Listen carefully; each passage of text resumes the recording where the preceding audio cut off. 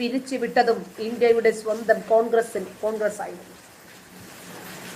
ഭാരതത്തില് press censorship ഏർപ്പെടുത്തിയത് കോൺഗ്രസ് ഓഫീസിൽ നിന്ന് അനുവാദം കിട്ടാത്ത കാർട്ടൂണുകൾ പ്രസിദ്ധീകരിക്കരുത് എന്ന് മാധ്യമങ്ങൾക്കൊരു അലിഖിത നിയമം നൽകിയതും ഇന്ദിരാഗാന്ധിയുടെ കോൺഗ്രസ് ആയിരുന്നു. ഇന്ത്യയിലെ അറിയപ്പെടുന്ന പ്രതിപക്ഷ നേതാക്കൾ ഇന്ദിരയെ അനുസരിക്കാത്ത കോൺഗ്രസുകാരടക്കം, അതായത് ജയപ്രകാശ് നാരായണൻ, മൊറാർജി ദേശായി, അടൽ ബിഹാരി വാജ്പേയി, അങ്ങനെ LK അദ്വാനി, കുറച്ചാളുകൾ, ഇവരെയൊക്കെ അറസ്റ്റ് ചെയ്ത് ജയിലിൽ അടച്ചതിന്റെ പേരല്ലേ സ്വേച്ഛാധിപത്യം? അത് ചെയ്തത് കോൺഗ്രസ് അല്ലേ?